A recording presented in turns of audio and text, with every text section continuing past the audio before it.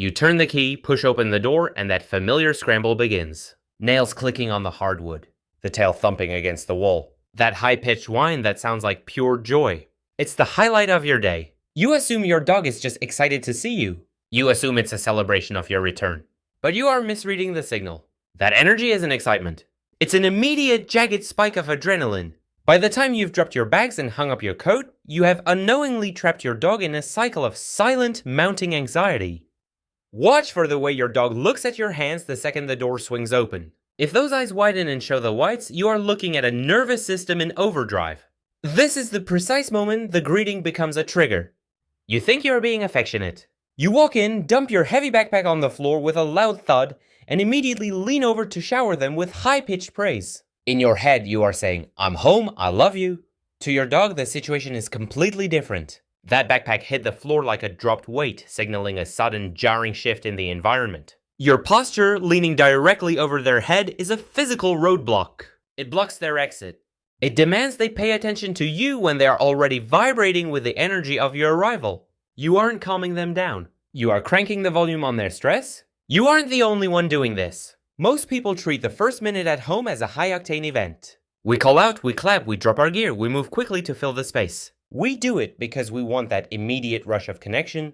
We want the dog to tell us we were missed. We mistake that frantic movement for a healthy bond. But a calm dog is a secure dog. A dog that has to pace, circle, or jump just to get close to you is a dog that is struggling to manage their own internal state. Your arrival shouldn't be the most taxing part of their day. If they have to work this hard just to handle you walking through the front door, the foundation of your routine is cracked. Think about the way cortisol works. It is the primary stress hormone. When you walk in with a loud clatter and a burst of high-energy noise, you trigger a massive release of cortisol in your dog's brain. Their heart rate climbs. Their muscles tense.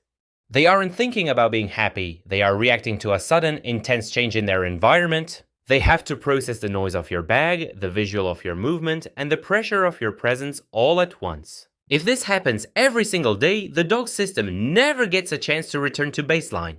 They stay in a state of high alert. You might notice they struggle to settle down for an hour after you get home. You might think they are just high energy. They aren't. They are stuck. They are waiting for their system to clear the stress of your arrival. If you find your own day feel smoother when your dog is relaxed, you might enjoy knowing how the simple shifts in your posture can change the entire mood of your living room. There is a specific way dogs shape themselves around the chaos we bring home. Some dogs will learn to avoid the front door entirely when the key turns. They aren't being unfriendly. They are learning that the arrival event is too intense, so they retreat to a bedroom or a crate until the energy settles. Others become shadowers, pacing behind you, never quite finding a place to rest because their internal rhythm is still synced to the frantic, high-pitched energy of your first 10 seconds inside. They have built a survival strategy around your habits. They know the rhythm of the door, the sound of the keys, and the specific way you drop your gear. They aren't waiting for you. They are bracing for you. They have learned that your homecoming is a sequence of triggers they have to navigate just to survive the first few minutes of your presence. When they finally stop pacing, it's not because they are finally content, it's because their nervous system is finally exhausted from the effort of managing the chaos you brought through the door. Let's look at the 5 specific habits that keep your dog trapped in this loop. First, the heavy bag drop. You think it's just luggage. To a dog, it's a sudden, concussive sound in a confined space. It signals a shift in the environment that they cannot predict. When you drop that bag, you aren't just putting down your things. You are creating an event that requires an immediate, high-alert response. Second, the overhead lean. When you stand over your dog to pet them, you are utilizing a posture that signals pressure. In the wild or in any conflict between animals, bending over someone is a way to exert control. When you lean over your dog the second you walk in, you are effectively pinning them with your body language while they are already struggling to regulate their adrenaline. Third, the high-pitched baby talk. It's natural to want to sound sweet, but high-frequency excited sounds mimic the pitch of distress calls in many animals. When you walk in and immediately start a high-pitched monologue, you are keeping their brain wired for response. You are telling them with every word that they need to stay alert and reactive.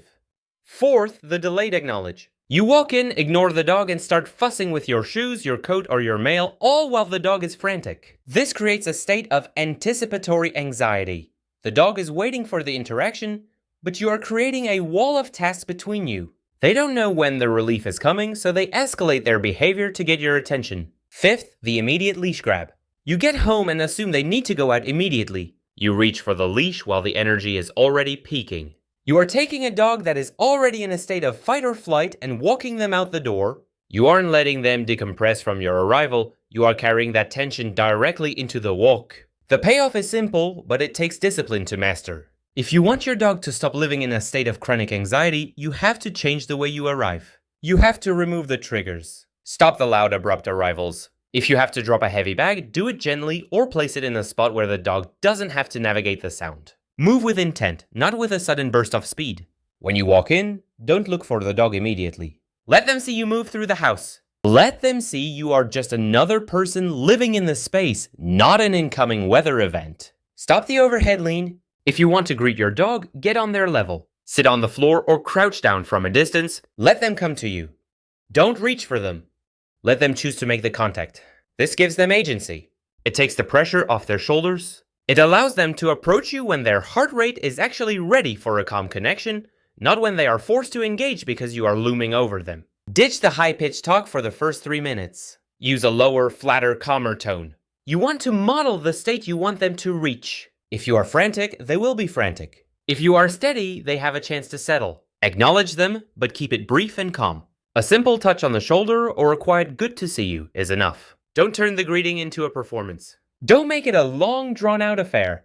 If they get too wound up, turn away. Do not look at them. Do not touch them. Wait for the energy to drop. The moment they sit or turn away, that is your signal to engage. You are teaching them that calm behavior is the key to unlocking your attention. Finally, stop the leash grab routine. When you get home, give them 15 minutes to just exist in the house with you. Let them settle. Let their cortisol levels drop. If they need to go out, take them out. After they have returned to a baseline state. You will find that your walks are significantly more peaceful. You will find that your dog stops the incessant pacing. You will find that the best part of the day is no longer the most stressful part of their week. It is easy to think that your dog's behavior is just a personality trait. You might say, oh, he's just a high-energy dog, or she's just a Velcro dog, but most of the time that energy is a reflection of the environment you create. You are the leader of the pack, even if that feels like a heavy word. You are the one who sets the temperature. If you bring the heat, they will burn. If you bring the cool, they will find their own comfort. You have been accidentally training your dog to be anxious every time you come home. You were doing it with the best intentions, but the result was still the same. Now that you see the connection, you have the power to stop it. You don't need fancy tools or professional help for this. You just need to be more aware of the signal you send when you open that door. Try this tonight. Walk in, put your bag down quietly, move about the house for a moment, and ignore the urge to engage immediately. Let the dog come to you when they are ready, and keep your body language low and neutral. It will feel weird at first. It will feel like you are ignoring your best friend. But watch their eyes. Watch the way they finally settle into a spot on the floor instead of circling your feet. That is the look of a dog that is finally breathing. That is the look of a dog that knows they don't have to carry the weight of your arrival anymore. Your dog deserves that relief. You have the power to give it to them, one step through the door at a time. It's a small change, but it changes everything for them. They will thank you for it in the way they look at you when you finally sit down together. They will thank you by choosing to be calm because you have finally given them permission to be. This is how you change the rhythm of your home. Start tonight. Watch the difference.